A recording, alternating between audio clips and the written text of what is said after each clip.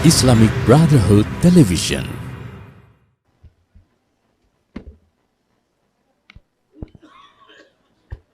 Assalamualaikum warahmatullahi wabarakatuh. Bismillah walhamdulillah wassalatu wassalamu ala rasulillah wa ala alihi wa sahbihi wa mawalah. Allahumma anfa'na bima 'allamtana wa 'allimna ma yanfa'una. Allahumma zidna ilma warzuqna fahma wa atina hikmah. Allahumma barik lana fi majlisina hadha birahmatika ya arhamar rahimin. Walhamdulillahi rabbil alamin. Taqabbalallahu minna wa minkum fataqabbal ya karim.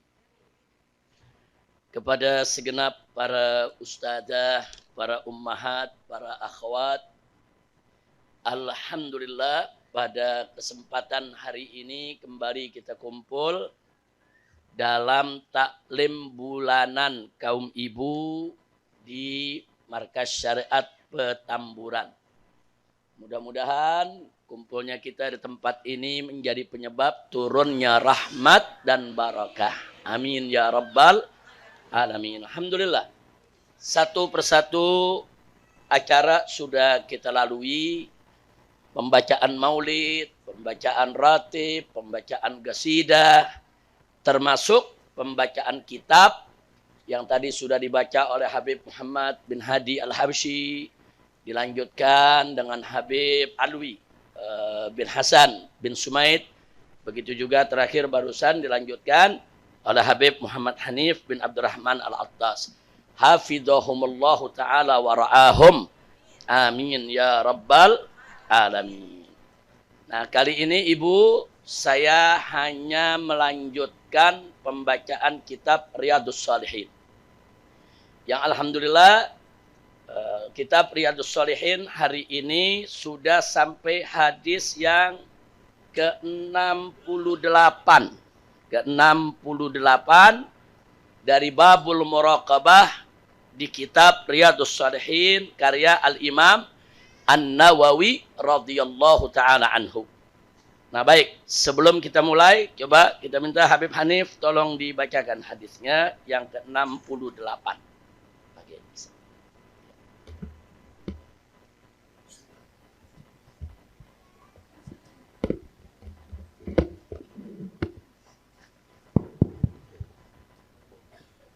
Bismillahirrahmanirrahim.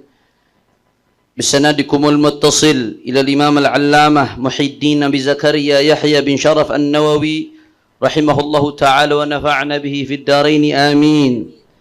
الرابع عن أنس رضي الله عنه قال إنكم لتعلمون أعمالا هي أدق في أعينكم من الشعر كنا نعدها على عهد رسول الله صلى الله عليه وسلم من الموبقات.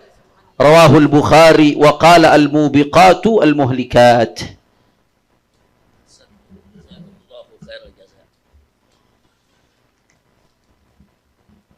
Taib, ibu-ibu yang saya cintai, alhamdulillah barusan hadisnya singkat, padat, dibacakan oleh Al-Habib Hanif Al-Attas.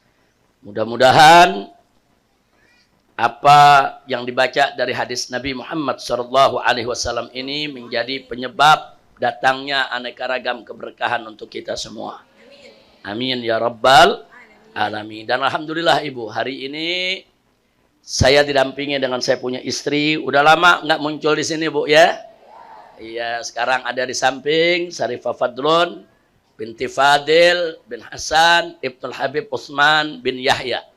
Alhamdulillah dalam keadaan sehat walafiat, dan mudah-mudahan Allah terus jaga kesehatannya. Amin ya rabbal alamin.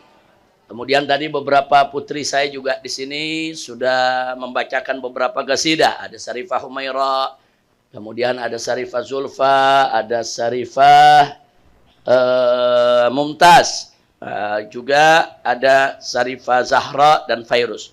Doakan mudah-mudahan semuanya senantiasa dijaga oleh Allah Subhanahu wa ta'ala.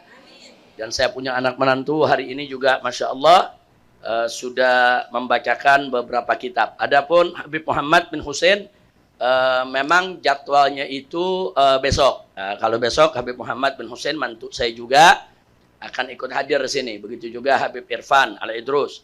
Nah, doakan semoga anak menantu saya semua beserta para cucu senantiasa dijaga, dilindungi Allah Subhanahu wa taala. Wabil khusus Rufaida yang tinggal nunggu hari ini melahirkan ini. Cucu yang ke-10 insyaallah. Alhamdulillah. Pengennya si cucu yang ke-50, Bu ya. Doain aja, Bu, doain, Bu ya. Sekarang cucu saya 9 mau 12, Bu. Loh, kok bisa mau 12? Yang 3 lagi hamil. Alhamdulillah. Emang kalau punya anak perempuan banyak begitu, Bu. Cepet jadi kakek, Bu ya. Alhamdulillah. Doain biar yang hamil ini sehat walafiat sampai melahirkan, dapat anak juga yang solehin dan solehat. Begitu juga ibu-ibu yang hadir di sini nih semua nih, insya Allah yang sakit Allah angkat penyakitnya, yang ada kesulitan Allah mudahkan kesulitannya, yang belum dapat jodoh dientengkan jodohnya, yang belum dapat keturunan agar mudah dapat keturunan, yang solehin dan solehat. Gobo semua hajat, amin ya rabbal alamin. Di sini juga ada saya punya kakak dan adik saya punya istri, ada Sarifah Intan, ada Sarifah Ummu Hani. Baik Ibu, kita lanjut ke hadis yang tadi dibaca. Hadisnya singkat, padat, ringkas, jelas. Sebetulnya hadis ini merupakan ucapan dari Anas ibn Malik. Dia mauquf di Anas. Nah, tapi karena di dalamnya beliau menceritakan apa yang terjadi di zaman Nabi, maka ini termasuk hitungan hadis. Di sini mari kita lihat, perawi hadis ini adalah Anas ibn Malik radhiyallahu anhu. Beliau ini sedang menegur orang-orang yang ada di sekitarnya yang al-mutasahilin, yang ngegampangin. Nah, jadi perkara-perkara maksiat, dosa dianggap remeh, dianggap enteng, saudara. Nah, kemudian beliau katakan kepada mereka ini, saudara, apa dikatakan beliau? Innakum, sesungguhnya kamu semua, kamu semua di sini orang-orang yang lagi dinasihati oleh beliau. Itu para tabi'in, pengikut setelah sahabat. Beliau katakan innakum lata maluna, ya, di sini lata maluna a'malan. Di sini dikatakan sesungguhnya kamu sungguh-sungguh akan melakukan amal-amal perbuatan hiya adaku fi a'yunikum minasya'ab. Yang menurut pandanganmu perbuatan itu ringan, enteng daripada sehelai rambut. Kita kalau lihat rambut kan ringan, Bu ya. Enteng, Bu ya. Nah, ini kamu ini sungguh akan melakukan amal perbuatan yang menurut kamu di pandangan mata kamu ringan, enteng-enteng saja. Padahal kunna na'udduha, padahal dulu kami menganggap amalan tersebut ala ahdi Rasulillah, di zaman Rasulullah sallallahu alaihi wasallam, minal mubiqat, termasuk amalan yang membinasakan. Al-mubiqat itu artinya al-muhlikat. Al-muhlikat itu artinya amalan dosa yang bisa membinasakan kita, yang bisa merusak dunia dan akhirat kita. Nah, jadi ini nasihat yang luar biasa, dari Anas ibn Malik, tapi sekaligus ada informasi sejarah, saudara, bahwa ternyata di zaman para sahabat sudah mulai terasa. Makin jauh itu zaman dari Nabi, keberkahan makin berkurang. Makin jauh zaman itu dari Nabi alaihi salatu wassalam, ternyata umat Islam sedikit demi sedikit, saudara, mulai jauh juga amalnya daripada yang diharapkan. Pantas Nabi pernah mengatakan, khairul qurun qarni hadza, tsummal ladzi yalih, tsummal ladzi yalih. Kata Nabi, sebaik-baiknya zaman, sebaik-baiknya abad adalah abadku ini. Oh, ini udah abad yang paling bagus, kata Nabi. Gak ada yang lebih bagus zaman daripada zaman Nabi alaihi salatu wassalam. Tsummal ladzi yali, kemudian zaman yang sesudahnya. Jadi dari di zaman Nabi dan para sahabat, Itu zaman yang paling bagus. Setelah itu zaman yang sesudahnya, yaitu zaman tabi'in. Nah, zaman tabi'in yang berikutnya. Kemudian kata Nabi, summal ladzi yali, dan zaman yang berikutnya lagi, yaitu zaman tabi'in. Jadi hadis ini menunjukkan bahwa keistimewaan zaman Nabi alaihi salatu wassalam tidak tertandingi dari segi banyaknya rahmat, barakah, maghfirah, kedekatan hamba-hamba Allah kepada Allah, dari juga banyaknya amal ibadah yang dilakukan, dan seterusnya dan seterusnya. Makin jauh dari Nabi, makin berkurang. Bahkan di zaman Anas saja sampai Sayyidina Anas mengatakan seperti tadi nih. Engkau ini, kalian ini ngentengin amal, melakukan satu amalan yang menurut pandangan kalian memang kecil, enteng. Padahal di zaman Nabi, wah, bagi kami itu dosa besar. Itu udah perbuatan yang bisa menghancurkan, membinasakan daripada dunia akhirat kita. Nah, jadi di sini pelajaran penting yang kita bisa lihat, di samping di sini ada nasihat yang datang dari Anas supaya ya jangan ngeremehin dong. Jangan kalau ada satu kesalahan, ini kesalahan kecil, ini kan dosa nggak seberapa, jangan. Maka itu Shahib Dalilul Farihin berkaitan dengan ini, ibu yang saya cintai semua. Nah, kita lihat di sini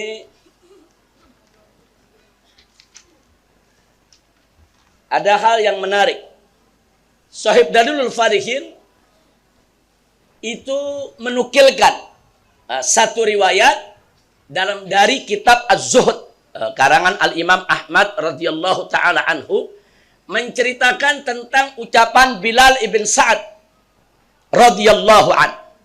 Siapa itu Bilal ibn Sa'ad? Bilal ibn Sa'ad ini adalah satu tabi'in yang luar biasa, saudara, yang betul-betul soleh, diakui, saudara. Bahkan Imam Ahmad sendiri mengakui bagaimana yaitu keimanan dan kelurusan daripada hidup orang ini. Beliau mengatakan, yaitu dalam satu ungkapannya, la tanzur ila sigharil khati'ah walakin inzur ila izami man asaita.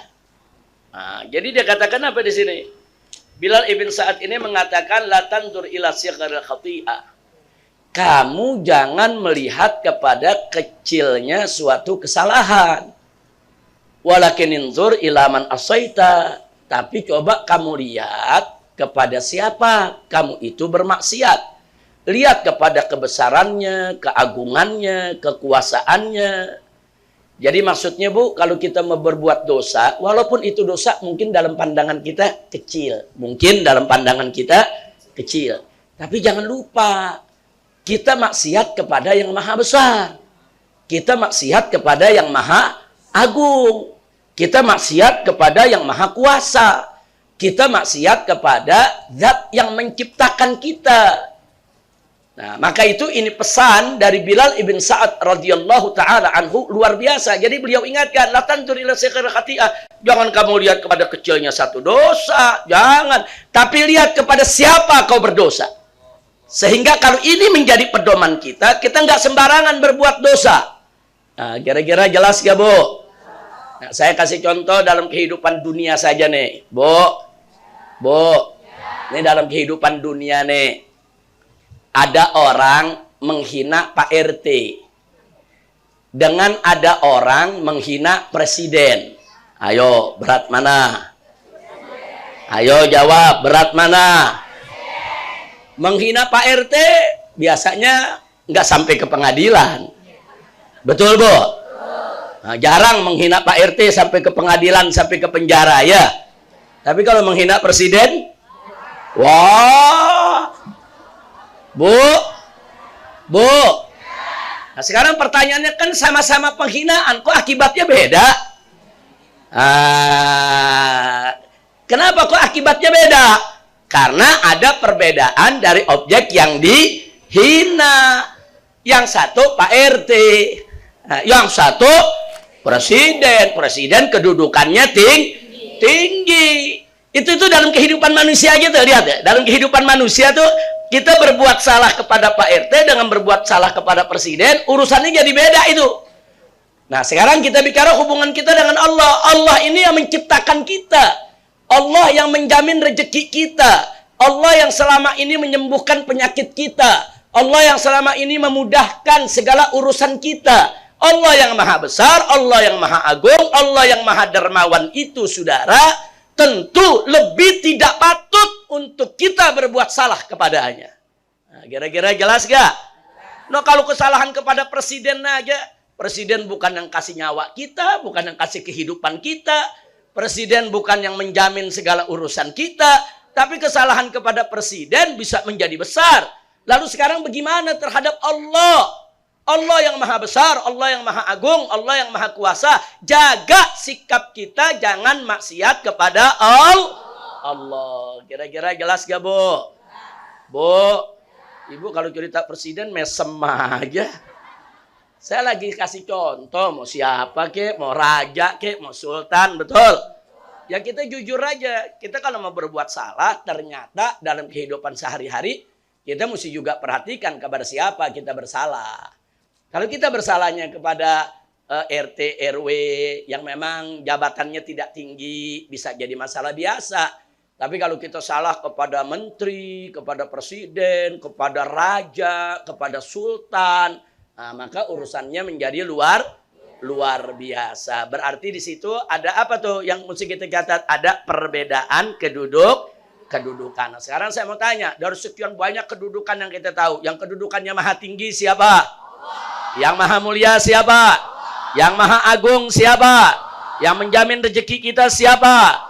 Yang menghidupkan kita siapa? Yang mematikan kita siapa? Takbir. Allahu Akbar.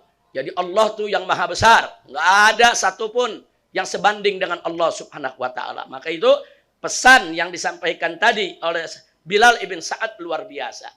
Jadi jangan kau lihat kepada kecilnya dosa, tapi lihatlah kepada siapa engkau berdosa.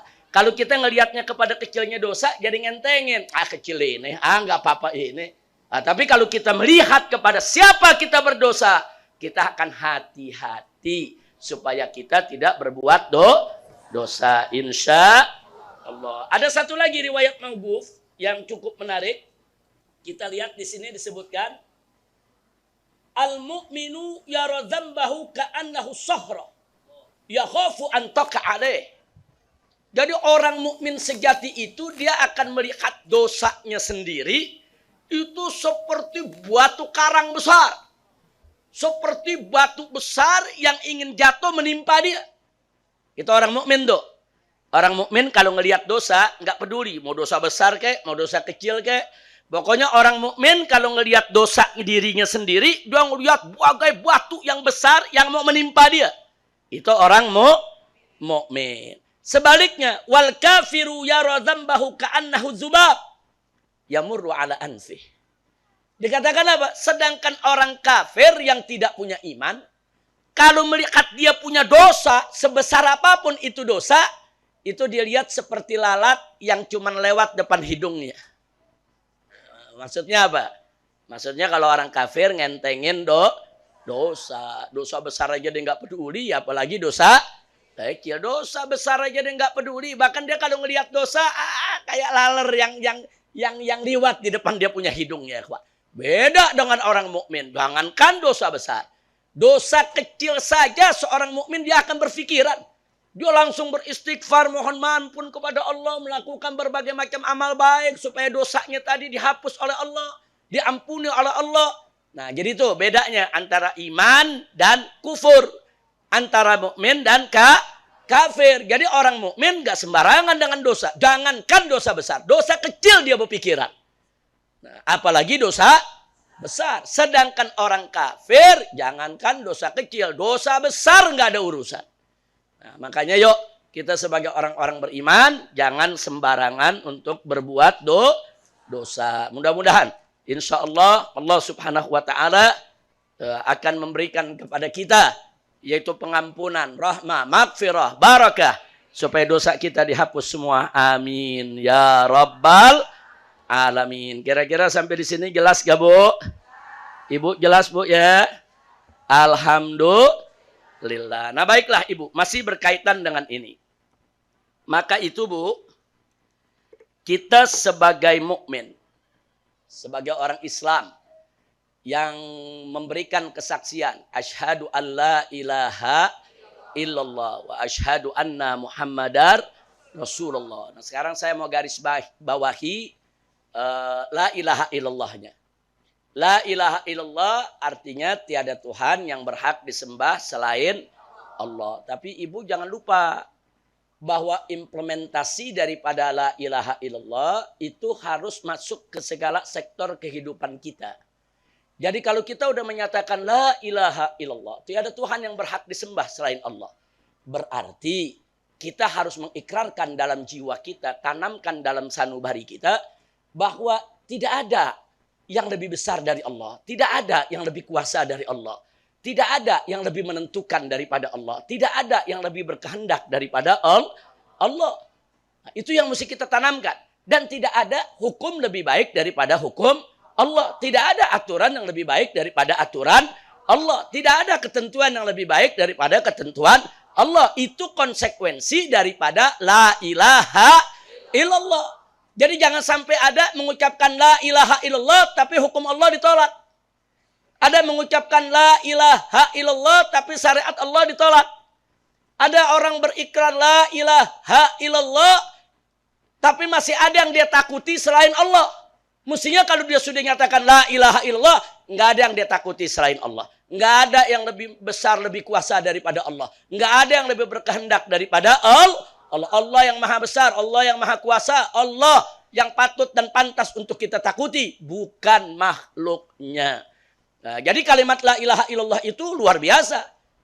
Konsekuensinya, implementasinya, tanamkan la ilaha illallah itu dalam diri kita. Kalau sudah la ilaha illallah, tiada Tuhan yang berhak disembah melainkan Allah, maka tiada kitab suci yang saudara terbaik daripada kitab suci yang diturunkan oleh Allah. Nggak ada hukum yang lebih bagus daripada hukum yang ditentukan oleh Allah. Makanya sebagai orang beriman wajib menerima hukum Allah. Saya mau tanya ibu-ibu di sini semua beriman kepada Allah? Beriman kepada Allah? Percaya dengan hukum Allah? Percaya dengan syariat Allah? Alhamdulillah.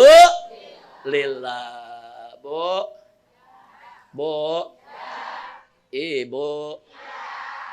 Tadi saya dengar saya punya putri, Syarifah Mumtaz. Itu ada cerita tuh. Udah dengar ceritanya tadi? Udah paham belum ceritanya? Apa ceritanya? Bu, saya cuma mau ambil intisarinya aja Bu ya. Ada perempuan cantik yang tadi diceritain sama Syarifah Mumtaz itu.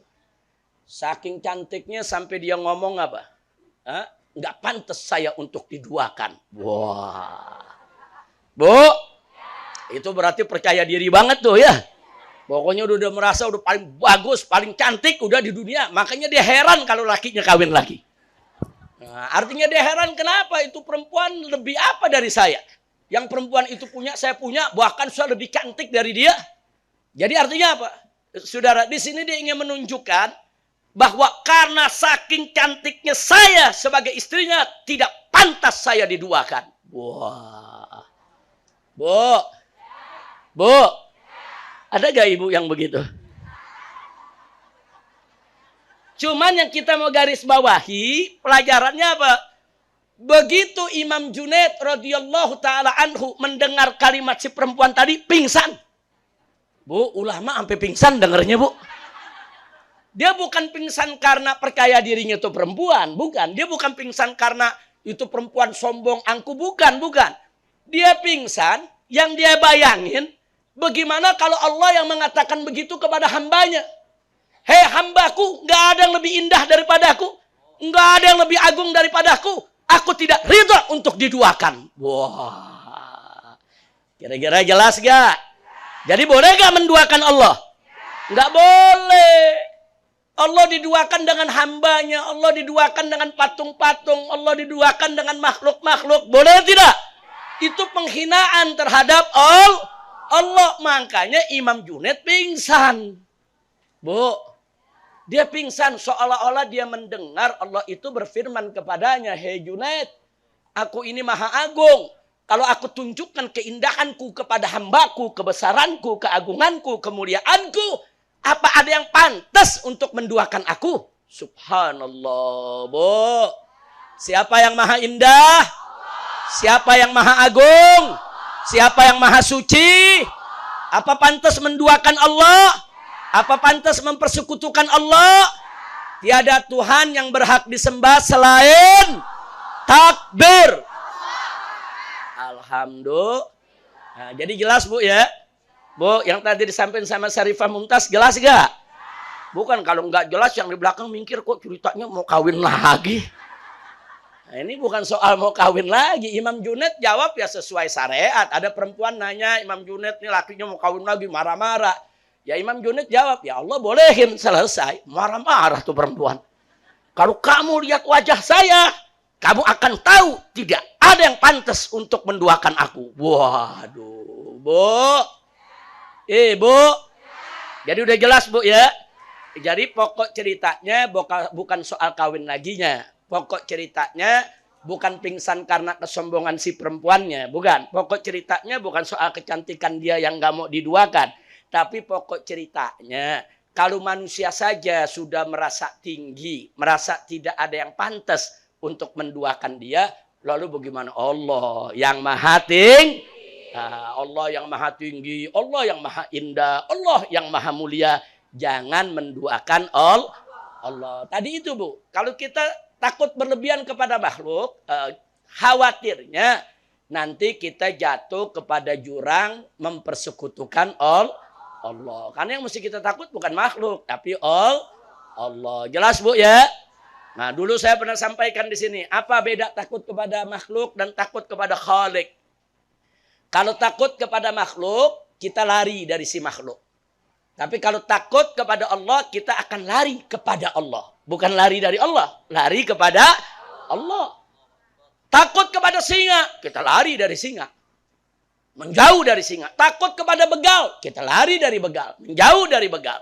Tapi kalau takut kepada Allah, kita nggak lari meninggalkan Allah. Justru kita lari kepada Allah. Fafirru ilallah. Kita lari kepada Allah.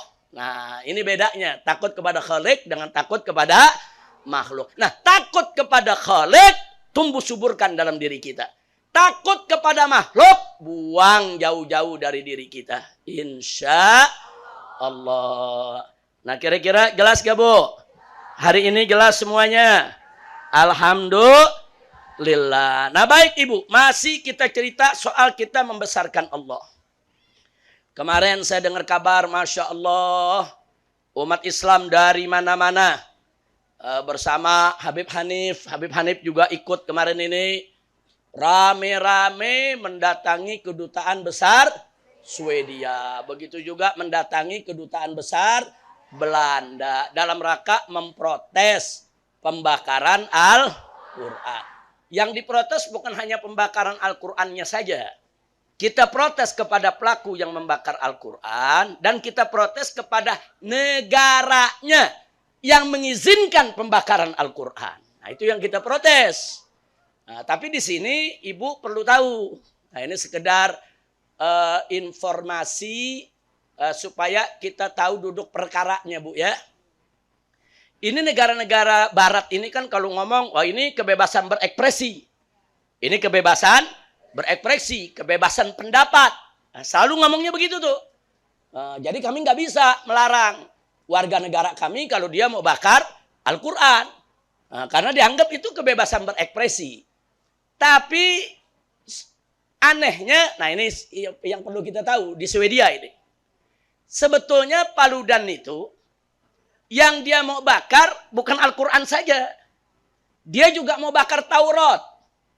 Jadi dia minta izin kepada negara, kepada polisi, mau bakar Quran dan bakar Taurat. Yang bakar Tauratnya dilarang. Nggak boleh, bakar Quran boleh. Nah, jadi kalau mereka konsisten mengatakan kebebasan berekspresi, kenapa giliran Taurat nggak boleh? Nah, giliran bakar Taurat nggak boleh, giliran bakar Injil nggak boleh, giliran bakar Quran boleh. Ini berarti bukan soal kebebasan berekspresi, ini soal kebencian kepada Islam. Nah, ini soal fobia. Kira-kira jelas gak, Bu? Jelas gak, Bu? Jangan mereka bersembunyi di balik kalimat kebebasan berekspresi. Makanya yang kemarin turun itu luar biasa. Kita doakan tuh semua tuh yang turun. Habaibnya, ustadznya, kiainya, jamaahnya. Dengan pembelaan mereka terhadap Al-Quran. Semoga mereka mendapat syafaat Nabi Muhammad SAW. Semoga pembelaan mereka terhadap Al-Quran itu menjadi penyebab dosanya diampuni oleh Allah semua. Amin ya Rabbal Alamin. Jadi ibu, kalau Allah dihina, Nabi dihina, Al-Quran dihina, wajib kita marah. Marahnya kita sesuai dengan kemampuan kita. Ada yang marah lewat puisi. Dia bikin puisi bela Al-Quran. Silakan. Dulu Hasan bin Thabit radhiyallahu anhu itu penyairnya Nabi. Kalau orang-orang kafir bikin syair menghina Nabi, langsung dijawab dengan syair yang memuji Nabi. Nah, jadi dari zaman Nabi kita udah diajarin, jangan diam Nabi dihina. Jadi yang bisa bikin puisi, bela Al-Quran. Betul, Bu? Yang bisa, dia nggak bisa demo, tapi dia punya majelis taklim, bicara di majelis taklimnya bela Al-Quran. Dia nggak punya majelis taklim, tapi dia ada jadwal khutbah Jumat. Bicara di khutbah Jumatnya untuk bela Al-Quran. Kan banyak cara. Bela Al-Quran gak mesti demo saja. Nah, banyak cara. Bisa dengan bicara, bisa dengan rekaman, bisa lewat video, bisa di medsos. Jangan diam. Jangan diam. Yang bisa bikin puisi. Bela Qurannya, bela Nabinya. Insya Allah. Jangan sampai berlindung di balik kalimat pura-pura arif dan bijak. Al-Quran walaupun dibakar tetap tidak terhinakan. Jadi tidak perlu kita turun demo. Dulu begitu. Dulu waktu saya lagi mau mencegah konser Lady Gaga di Indonesia. Itu di televisi ada yang ngomong. Walaupun ada 1000 Lady Gaga konser di Indonesia. Iman kami tidak akan pudar. Wah. Alhamdulillah, betul. Walaupun Al-Quran dibakar, dikencingi, diinjak, Al-Quran tidak hina, mulia. Betul? Tapi bukan berarti kalau Al-Quran diinjak, dikencingi, dibakar, kita diam.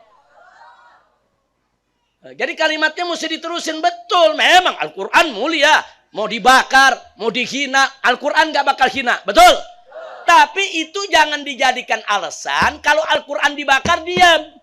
Kalau Al-Quran dihina diam. Gak boleh. Tunjukkan kemarahan kita kalau Al-Quran dihinakan. Nah, kira-kira jelas gak, Bu? Jelas gak, Bu? Kalau Nabi dihina oleh siapapun, tetap Nabi kita mulia kok. Nabi kita mulia. Enggak, Nabi kita gak bakal hina. Tapi bukan berarti kalau Nabi dihina diam. Itu ibu kalau ngelihat ulama-ulama dulu, Bu, tuh ulama-ulama sepakat ijma bahwa orang yang menghina Nabi, saudara, harus dihukum mati. Itu hukum Islam. Saya bicara hukum Islam. Nah, kalau saya ditanya, Habib, apa hukumnya orang yang menghina Nabi? Nah, jawabannya ulama udah sepakat, udah ijma. Saya nggak bisa ubah. Jawabannya dihukum mati. Jadi kalau Indonesia ini pakai hukum Islam, ada pengadilan syariat, itu yang menghina Nabi diadili sampai tuntas, dibuktikan kesalahannya, kemudian dihukum mati. Jelas gak, Bu?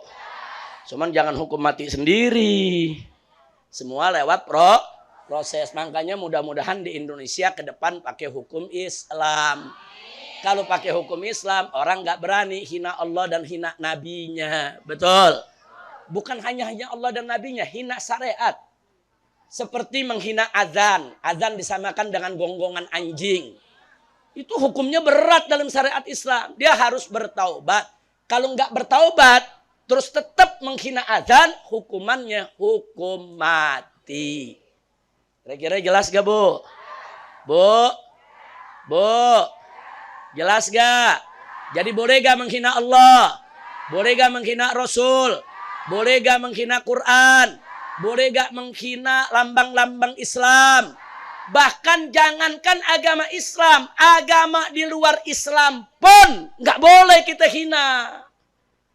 Nggak boleh. Allah menyatakan dalam Al-Quranul Karim, wala tasubbul ladzina yad'una min dunillah fayasubbullah adwan bighairi ilm. Jadi Allah sendiri yang mengatakan dalam Al-Quran, jangan sekali-kali kamu mencaci maki orang-orang yang menyembah selain Allah. Jangan kau caci maki agamanya, jangan kau caci maki sesembahannya, jangan kau caci maki orang yang dianggap mulia oleh mereka, jangan kau caci maki kitab suci mereka. Jangan, nggak boleh. Allah larang, nggak boleh.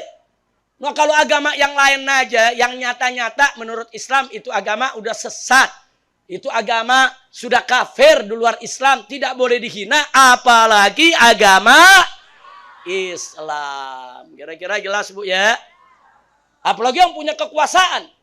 Jadi presiden-presiden negara-negara Islam, raja-raja negara-negara Islam, sultan-sultan negara-negara Islam wajib marah kalau Al-Quran dihina oleh suatu negara. Ya, nggak boleh mereka diam. Negara Islam manapun, saudara, mau di Asia kek, mau di Afrika kek, semua, mau kepala negara yang manapun, kepala pemerintahan yang manapun. Karena mereka punya posisi, mereka punya kedudukan, mereka mesti protes. Kalau ada kepala negara Islam, saudara, diam saja Al-Quran dihina, nggak ada dia protes, nggak ada dia menyatakan keberatan, saudara, maka dipertanyakan iman Islamnya kepada Allah Subhanahu wa Ta'ala.